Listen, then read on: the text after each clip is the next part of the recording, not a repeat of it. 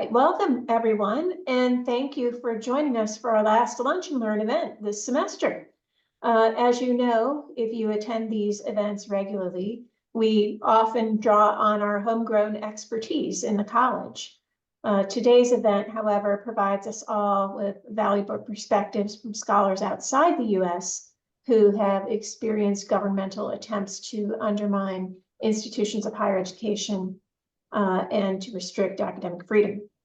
So I'm very much looking forward to what we will hear in just a few minutes, as I'm sure you all are. Our usual ground rules for these events will prevail today. We are recording this session where it will be available on YouTube afterward. We're going to begin with individual remarks. If you have questions, what you can do is put them in the chat, or once the presentation's concluded, you can use the digital raise hand function and I will call on you.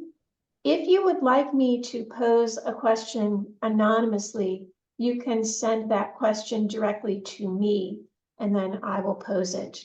So I do need to apologize. Gabriela Lotta was unable to join us today, and we're not sure if Julio will be able to join us.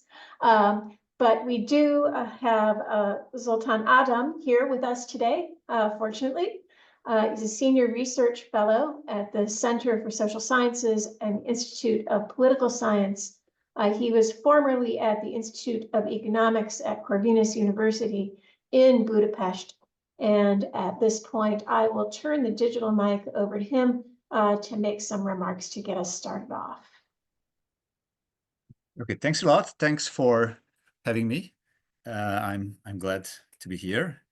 And yeah, as it was said, I was employed at Corvinus University of Budapest, which is a prominent Hungarian social science university, actually established back in the early 1950s, late 1940s as the place to educate central planners by the communist regime back then. Of course, it has transformed over time, and it became a prominent business school and school for social sciences.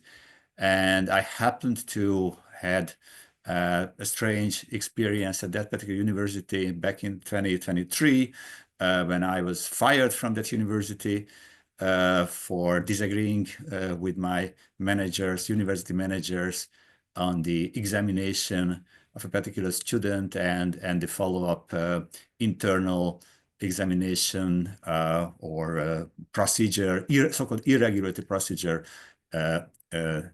conducted by the university management. And if someone is interested, I can talk about that, but perhaps you are more interested in more general issues, what happens when interference to academic matters increases in a particular country.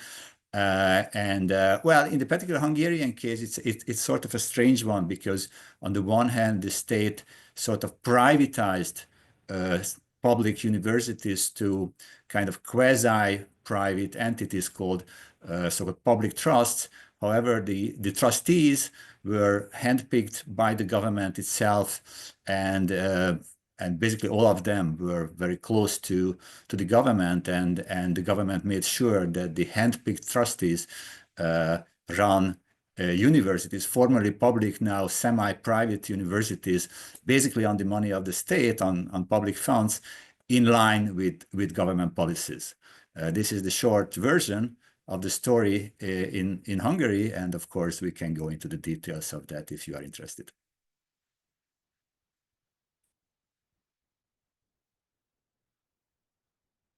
You are muted, I guess, Julie. Yeah. Yes, I'm sorry about that. We do have a few questions that came in prior to the talk that I can pose to you while people are composing their thoughts and thinking about what else they might want to ask. One person asked, what organizationally changed in academia and administration as all this was happening? And is this something you might expect to see in US institutions? Okay, so as I said, the Hungarian higher education landscape, I guess, is substantially different from the US one because, well, with some notable exceptions, the overwhelming majority of higher education institutions were public in the first place.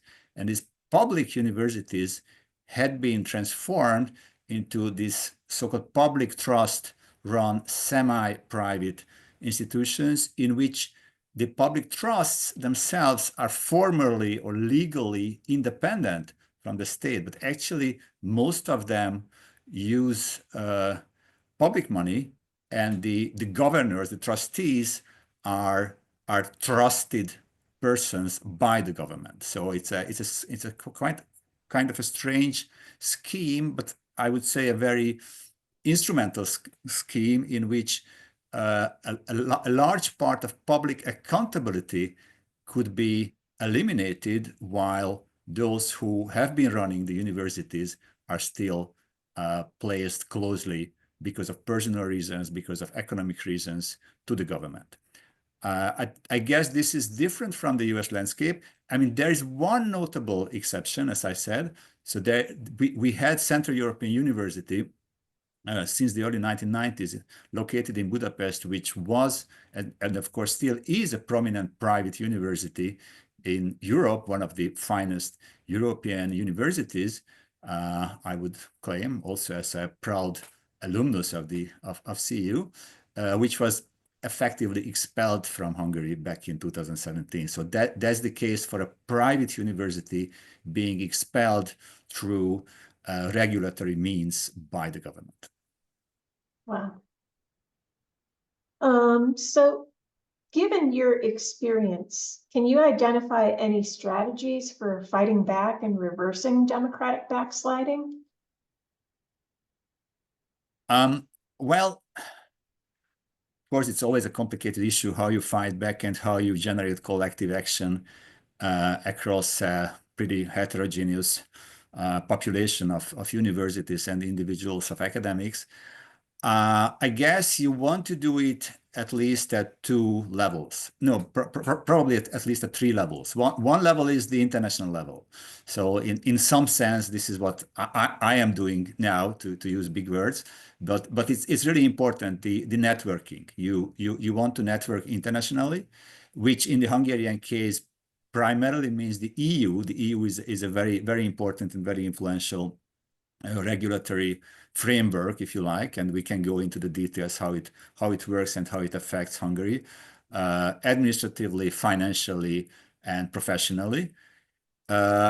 You also want to generate collective action at the professional level. I guess you want to network with your fellow institutions, both institutionally and privately, and both are important. I mean, by privately, I mean individual academics matter a great deal, not only the institutions. And we can discuss the difference between the two. Both are very important. And of course, you also want to have sort of an outreach. So universities and research institutes are embedded in a social context.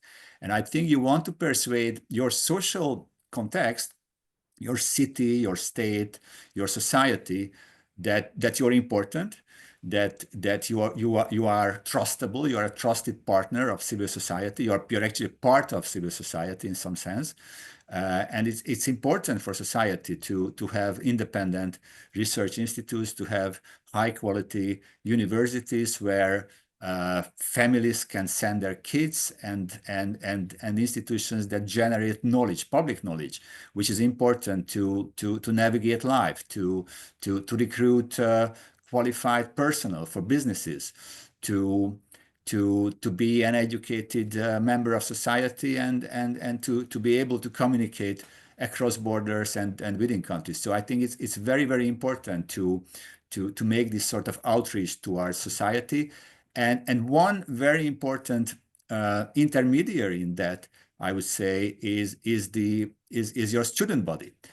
We always thought that the students, in some sense, are the most important stakeholders in this game, because we need to show that if our institutions are harmed, if the reputation of the institution and the integrity of the institution is undermined, actually the persons and the kind of stakeholders who are harmed the most on the long term are students, and we just lose talent, we lose human capital if our universities are downgraded, and the EU is coming into the picture in this way as well, because we simply are left by the best students if the university system functions poorly in a country.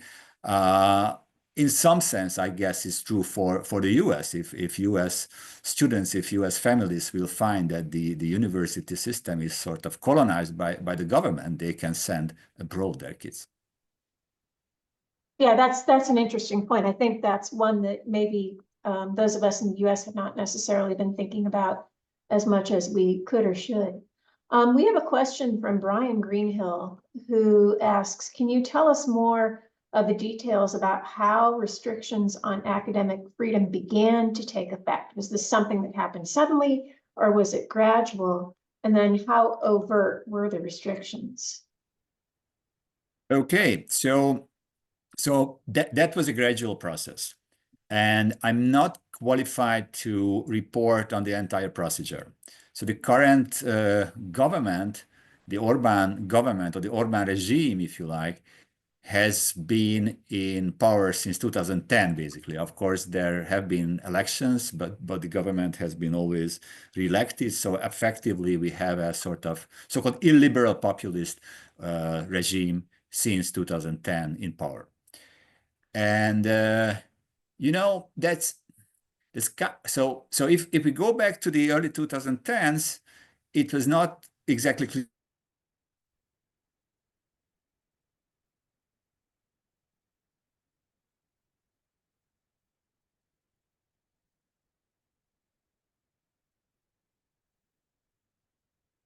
chancellors who were responsible for the finances of public universities. So that was establishing a direct linkage financially between the government and the universities, the public universities, in terms of managing finances of the universities. Of course, public universities did receive state money, so they were part of the government budget, but with substantial autonomies before this chancellor system being installed. Once the chancellor system was installed, it meant that the chancellor who ran universities financially was directly appointed by the Ministry of Education. Okay, so there's a sort of permanent representative of the ministry installed within universities, overseeing financial matters in university. This was the first step. And then there were several other institutional modifications, but perhaps the most important one started in 2000. So this is about 2013, 14, I'm not sure. And the next major step is 2019, 2020, 21, when the so-called transformation of the university sector starts. And this is the time when this public trust scheme is being introduced, which is sort of a quasi-privatization of public universities, as I have tried to describe, in a very strange way, which sort of eliminates a large part of accountability. Universities are now not part of the government budget, so a member of parliament cannot stand up and raise questions about the operation of universities. He or she cannot address the Minister of Education asking questions. That sort of accountability is over. And the university becomes an autonomous entity overseen by the so-called public trusts. But the public trusts are not academic institutions. The public trusts are so-called politically appointed bodies, groups of persons who are handpicked by the government and very close to the government personally. Now, once the public trust is established, the trust itself, or the trustees themselves, become self-sufficient in the sense that their appointment is for life, and they can select their own fellow members once someone is resigning, or someone for any reason leaves the trust. So it's becoming a sort of very strange entity, enjoying substantial autonomy, but not being accountable neither to the public nor to the university it oversees itself. Yeah, very interesting. I think many of us can see some parallels, some really distinct differences in the ways that things are evolving here. I've had a message come in with another question to pose. How were other non-academic institutions affected in ways that indirectly affected academic institutions? So in the US, the US is currently defunding federal foundations that historically have supported scientific research. And since most of this funding supported research that was being done at academic institutions, that is then heavily affecting colleges and universities, and is clearly being intentionally used as a way to undermine the influence of universities and academia.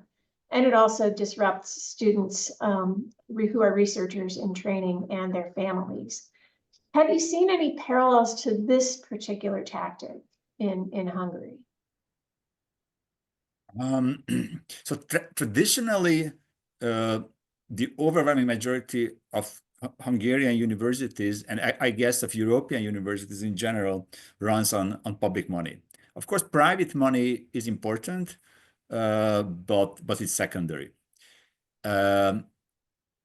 Civil society as such has been targeted by the government, but I doubt if this function of civil society or private foundations as potential sources of research funding would have been the primary reason for that. So it's more like a policy, certain policies of the government being sort of defended, and kind of the dominance of certain policy lines ensured through attacking civil society. So just to make it perhaps a little bit more clear, for instance, if you are running a non-governmental organization protecting refugee rights, then you can expect to be targeted by the government, because refugees, migration and protection of refugees as such is a very sensitive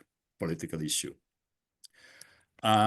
What might be sort of closer to your case, and what might be relevant in that context is the status of the so-called Academy of Sciences. So the Academy of Sciences is kind of a unique body. It enjoys substantial autonomies and has some sort of public functions. It's an old institution established in the 19th century, and traditionally a substantial part of research money had been distributed by the Academy of Sciences, and the autonomy and the financial muscle, so to speak, I mean the capacities of the Academy of Sciences has been reduced by the government, and that way the autonomous funding, access to autonomous funding, autonomous being non-governmental, non-directly governmental funding of universities has been reduced. So that was important to reduce the autonomy of the Academy of Sciences. And actually the expulsion of CEU, Central European University, was happened around the same time. I guess it's one of the interpretation is to make sure that alternative funding and alternative institutional opportunities, access to institutionalized networks can be reduced and can be increasingly controlled by the government. Yeah, that makes a lot of sense. So picking up on something that you said earlier, Someone wants to know how universities can harness the leverage of students to try to influence outcomes. I'm not sure I fully understand the question. So how universities can sort of support students to? Well, how can students become, or students maybe and alums, be brought into this project of trying Okay. to defend the university? Okay. So, well, what happens from time to time is that well, you can issue petitions. So, for instance, when I was sucked by my former university, there was a petition, there was a small demonstration organized by students. My trade union was organizing in defense of myself and petitioned the university leadership and you can involve students and you can involve alumni, and that's important. And I guess you also want to work on sort of perhaps educating your students and your alumni body about the importance of higher education institutions and uh, and the fact that academia is an important part of civil society and accountability in any democratic country. So that's one option to do. Apart from that, well, honestly, I don't have much more idea. I just did something on my screen. I hope to fix it, but we can go on. Yeah, we can go on. If you This actually leads into what you just said about the relationship between civil society and academia in Hungary. One of our listeners wants to know if there is a difference between politics and higher education culture in these discussions as they evolve in Hungary. Do they inform each other in Hungary the way that they do in the US, or are they really more separated? So in the US, we've had years of educational disparities and campus culture wars informing political forces on the right. And then the presidential campaign has directed campaign promises to take on so-called elite left-wing colleges. Is that kind of discourse something that you've seen? Or our questioner asks, is it power politics separate from these so-called problems? So again, just to clarify the question, uh, I so in the US, you've got this discourse about the way academia is organized and managed, and whether there's a liberal dominance in academic life. I guess this is and whether such debates or questions about the neutrality, or I'm not sure neutrality is a good way, good word, but issues like that, whether they are being addressed in Hungary. This is the question. What role do these rhetorical attacks on elite university culture, elite university values play in politics? Or does the university itself have a sort of different role in civil society that makes it maybe less vulnerable to those kinds of attacks than what we're seeing here in the US? Okay, so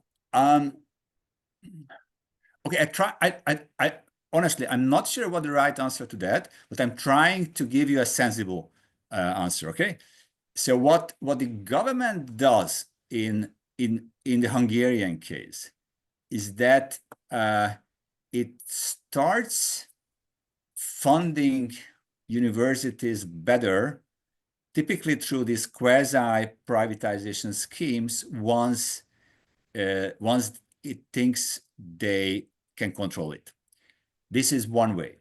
Another way, and this might have to do with the potential answer, at least, to this question, is that just like Central European University was considered to be kind of a liberal stronghold, And that was definitely part of the story of CEU, why it was expelled. It was seen as a George Soros established liberal institution, and it was expelled indeed back in 2017. So the government establishes institutions, sort of academic or quasi-academic institutions, which kind of disseminate sort of conservative ideas. Not necessarily only in Hungary. In Europe, in some cases even globally. So the Matthias Corvinus College, which is one academic institution, is not a university, but it's kind of an elite college giving education, not necessarily accredited academic studies, but sort of additional education to students who are enrolled in academic programs at other universities. It does perform a function of kind of intellectually legitimating government policies and acts as part of this sort of soft power in the hand of the government, both domestically and internationally. So that would be an example how these kind of cultural wars are being waged in the Hungarian case. Yeah, very interesting. And again, I think somewhat different from what we've seen in the United States, where the rhetorical attacks on universities as institutions wouldn't necessarily align as well with that kind of broader project. Although we've seen attempts to create new institutions on a smaller scale that have been kind of interesting. We have a question here. Can you paint a picture of what it feels like to be an academic in Hungary right now? How things changed in terms of topics you feel you can address in class or the research questions that you choose? Sorry? Can you talk about what it feels like to be an academic in Hungary right now? How have things changed in terms of topics that you can address in class or the research questions that you choose?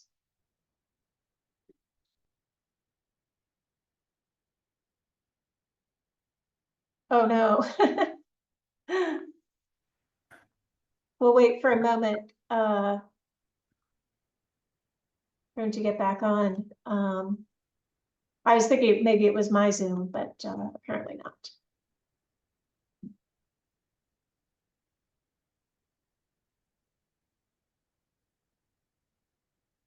But yeah, in terms of the last question, I was thinking a bit about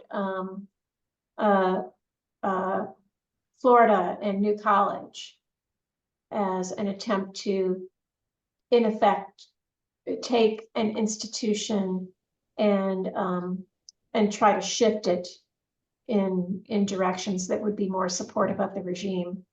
But we haven't seen anything on the scale that is being discussed here.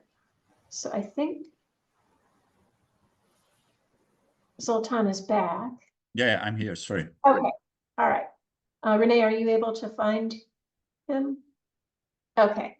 So I'm not sure if you got the question, but basically, have things changed for you in terms of topics that you can talk about in class or the research questions that you choose?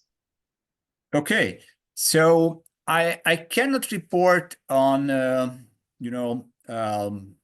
harsh limitations on the research questions I can pursue.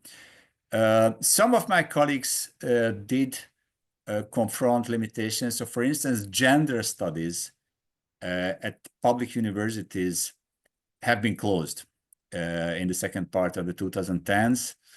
And I can imagine some politically sensitive programs being controlled, but it's not like someone intervenes in the the syllabus of your course or the academic program of a particular subject you teach in. it's more like through funding. So your academic program might lose funding. Your department might lose funding. Your department might be closed. Actually, I was head of department for economic policy at Corvinus between 2020 and 2022, and my department at some point was simply closed. So it was integrated to another university institute, and it was simply closed. And there was another department which had another kind of opposition in quotation mark head of department, and it was also closed for some reason. Of course, no one can prove why exactly, but these particular two departments were closed down. So organizationally, there's definitely a control. It's a top-down system in which everything can be controlled, but typically, in my experience, it's not the curriculum that through which this interference is conducted. Yeah, I think that is a pretty significant difference with the US, in part because of the role that federalism plays in the US. So we're seeing very, very different environments for institutions of higher education that are in states like New York, that are more or less run by the Democratic Party, and then some of our colleagues in so-called red states where the state government has been collaborating actively with a lot of the efforts of the Trump administration. There, we've seen a lot more direct oversight, even down to the level of what's being taught in classes and how secure people are in their jobs. Just one quick follow-up on that question. Did you see an effect on the kinds of choices that students were making? Are they tending to move away from areas of study or areas of concentration that might be perceived as more risky? Well, it's a good question. I don't think kind of a representative experience on that, honestly. I think what is probably taking place is that students in general are kind of socialized to be part of a more restrictive environment, so to speak. So if you go to university and you learn that institutionally you don't really raise politically sensitive questions, then you learn that this is the way to navigate life, to navigate professional life in this country. And I think that's part of the experience students have, that you might have your own opinion. You might even discuss your own opinion in class if the professor decides so. But you might not want to raise politically sensitive questions in sensitive situations, for instance, in a job interview or direct contact with an important boss or superior in your respective organization in a work in a professional context. Definitely there are, but I guess there are different strategies. So as I said, Corvinus is a prominent social science school and a business school. And if you want to pursue a successful business career, which is of course a great investment, work-wise, in some cases money-wise, then you want to keep the rules of the game, so to speak. Because you yourself, your family has been making a substantial investment. Some other students who have a more general, let's say, social science or science in general interest might be less bound by such investments, so to speak, and might be able to afford to have a more critical attitude. So in some sense, a poorer university is a better place to express critical thoughts and to conduct critical conversations. So nowadays I'm a visiting lecturer at ELTE University, which is a public university which has not been transformed into this public trust scheme, a super poor university, but a very free university, and the student body shows this. So there's this kind of freedom in the air, which is actually very nice to experience. It's very nice to make a living if you teach there. I'm just a visiting professor there. So it's a tough environment financially, but it's a very free environment intellectually. I guess there's a trade-off like that. Yeah, that's great. That actually leads into another question. Do faculty fear being reported by their students for things that they say in class? So if they're You seem to be expressing some criticism of the government.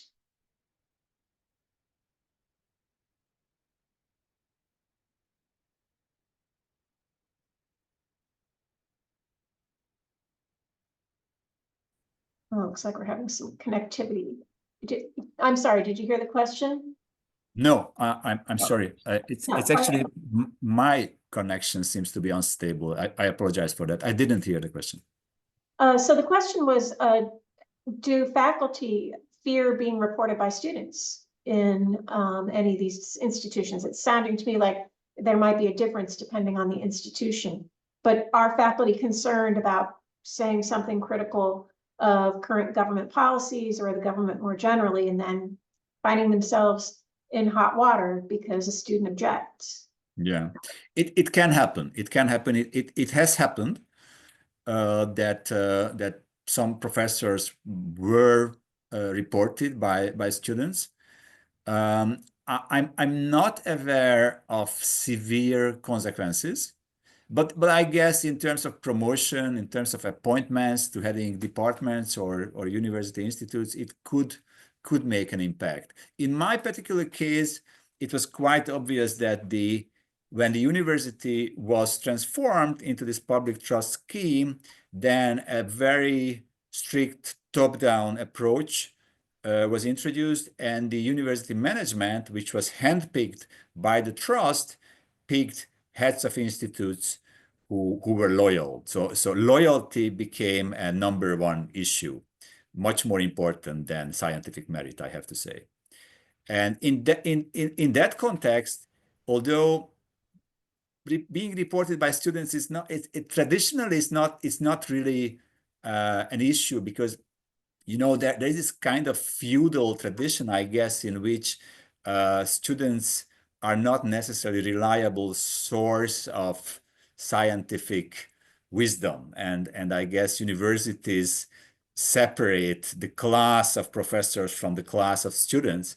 I guess it's an old tradition, but in this new context in which universities are basically run like corporations, bad reputation among the students for political reasons might make some impact on your career, I guess. Yeah, very, very interesting. One thing that we've seen in the United States, and it sounds like this might be sort of a whether or not it's a public trust university for you, is that there can be a pretty big difference between the standpoint of the faculty and faculty organizations with respect to the regime versus university administrations. That's not so much true at our university, but I know we've seen that at other universities where you've got faculty senates passing resolutions on the one hand, while university leadership is trying to bring the university more in alignment with the regime on the other. Is that something that you've seen in Hungary, or are basically administrations just kind of defending the institution until they're out the door? It was true up until a point, but then the transformation started at 2019, as I said, and even before it started in the 2010. So I personally joined Corvinus in 2016. So I have experience since then at the university, and it's true that the faculty was more kind of expressing some opposition attitudes politically, and it was not big issue.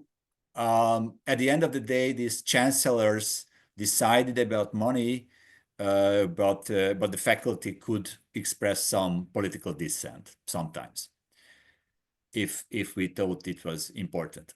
But in context of this transformation since 2019, basically the faculty was also taken over by the administration. So what I mean is that, for instance, the selection of the Senate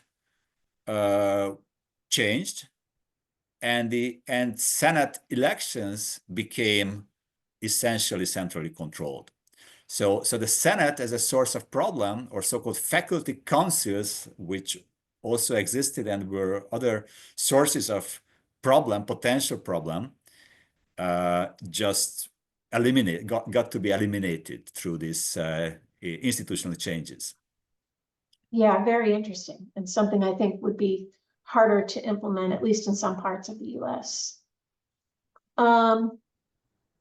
Compared to the example in Hungary, how far do you believe the US is in its democratic backsliding regarding higher education? You know, if you're looking at us from the outside in, how worried should we be? Well, it's a big question. I'm not sure if I can advise you on that.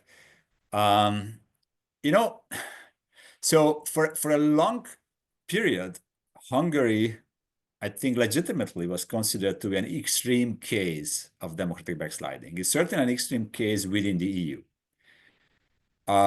With Trump, I think in some respects, at least, the US has taken over Hungary as a very extreme case.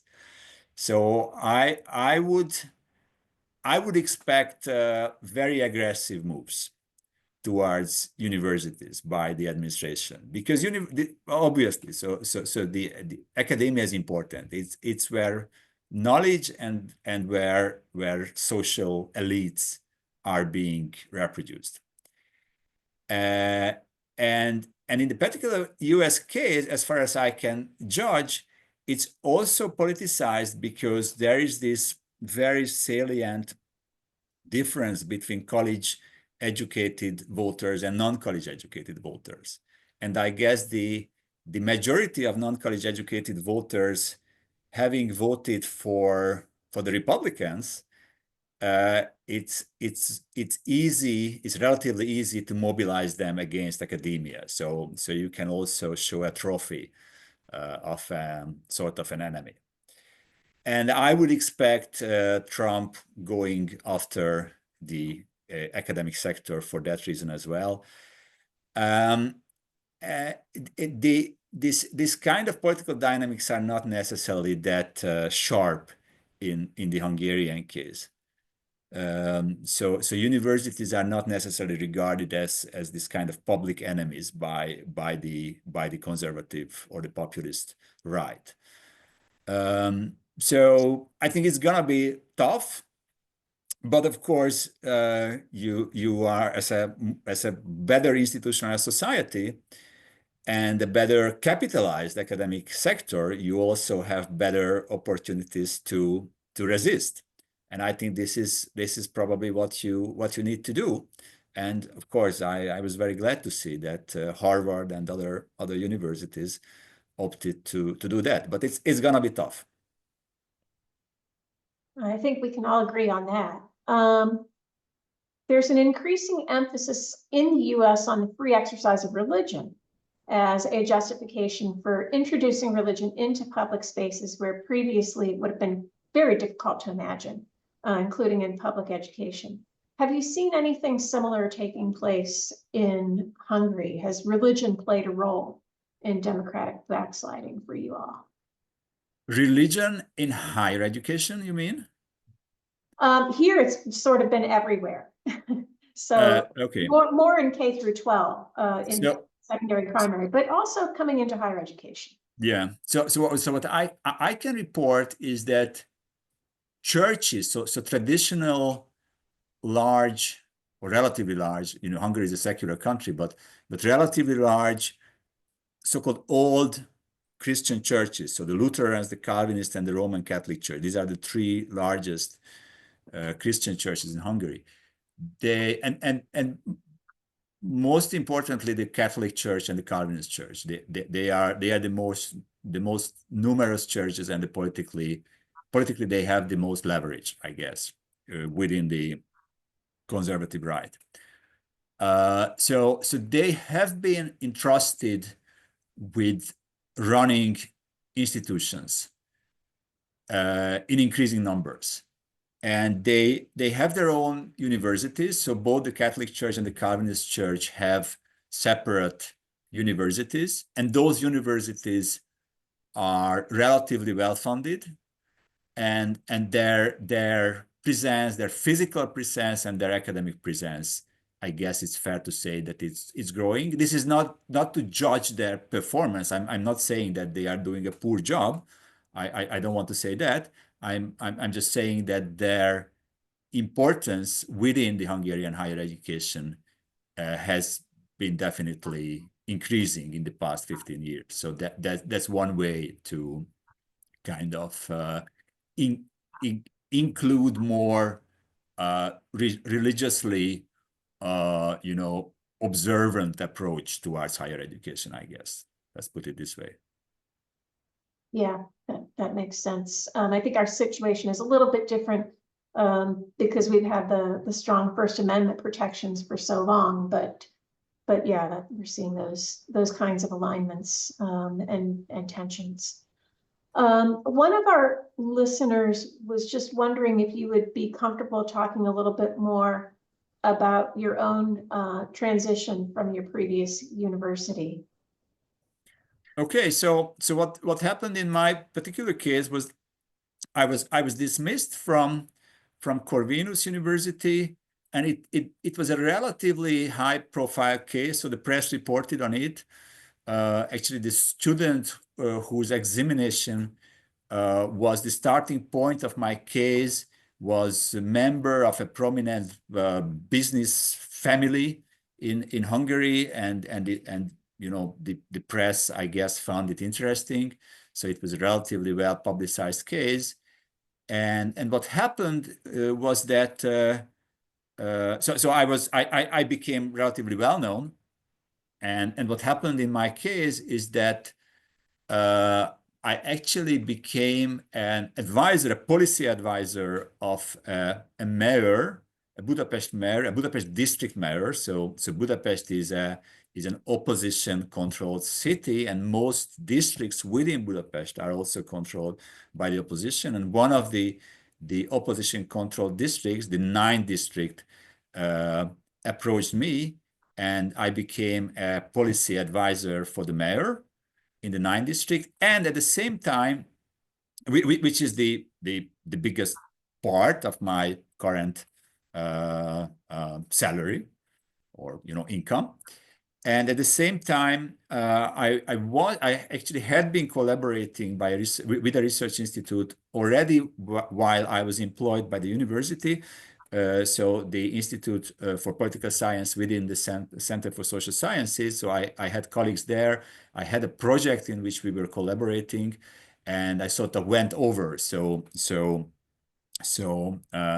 director of the institute was generous enough to offer me a fixed-term contract, and now on this basis, I have an affiliation to this institute, which is of course a great thing, because now this way I could preserve my academic affiliation at the same time. Although it's a relatively poorly funded research institute, it's a public institute, but I consider myself to be very lucky that I could continue my academic work, basically.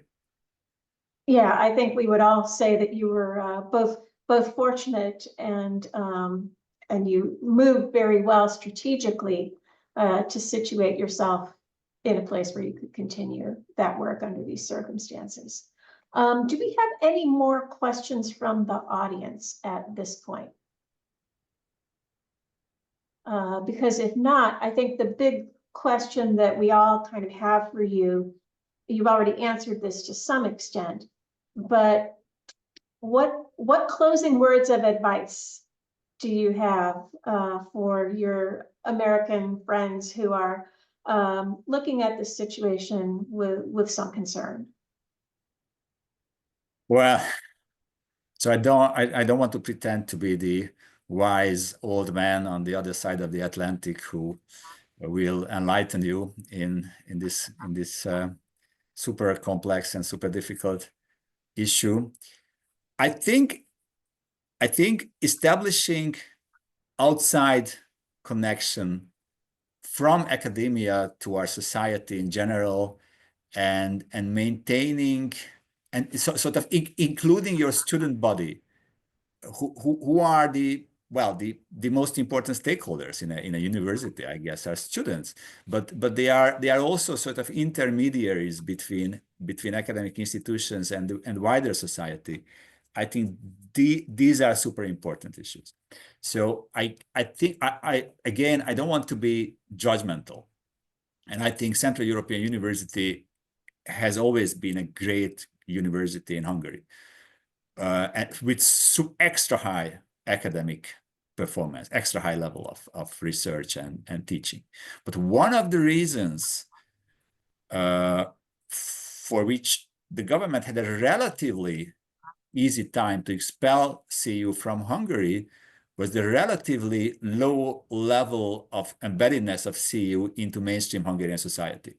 So you want to be embedded into mainstream society. I think that's super important, as much as you can. And I mean, to defend yourself, and I guess also to tell those non-college educated voters who are happy to vote for the populist right that it's probably not the entire truth what they see. To trust you. I mean, to gain the trust of the wider society. I think that's super important to persuade the public that having good quality, hardworking universities is an asset for society, is an asset for educating your kids and your grandchildren, and also for advancing industry, advancing research, advancing your country, advancing public health. That we are not here for our own selfish interests. We are here for the broad societal interest, and I think that's an important message you want to convey towards the broader society. I appreciate that. I think that resonates particularly well for us here at UAlbany as a public institution that is very easy to access, that is right here in the capital region in New York, and pretty embedded in our community and with both public and private institutions. But yeah, thinking about our students as a big part of this picture is really valuable advice. Well, I would like to thank you so much for taking the time to be with us this afternoon. I have learned a lot. I'm going to be thinking about this for a long time. I'm hoping that my colleagues will be as well, so that we can try to take some of your words of wisdom and think about what we can do with that advice and information. To everyone on the Zoom, thank you so much for joining us once again. We will be back next fall with more timely insights on current issues from members of the Rockefeller community and beyond. We do very much appreciate your support, and I want to extend a special thank you to our faculty and staff who have helped us throughout the year, particularly to Renee Wallingford and then to Sheena Laughlin for helping to organize everything. But thank you again, Zoltan, and we will see everybody in the future. It was great talking to you. Thanks a lot for having me. Thank and you. good luck. Thanks.